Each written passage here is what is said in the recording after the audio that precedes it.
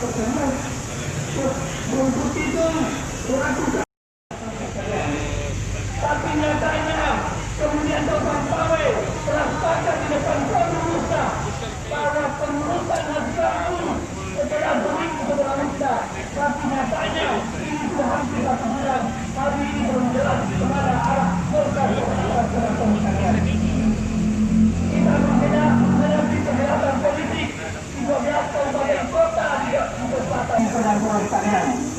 Oleh karena itu, ayo kita satukan simpul, satukan pergerakan, satukan idealisme kita bahwa ini bukan kepentingan individu satu orang, ini bukan kepentingan individu ANPD.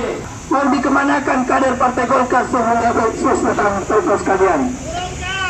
Untuk itu, marilah kita bersama-sama atau bersama itu kemudian bersembunyi sampai hari ini.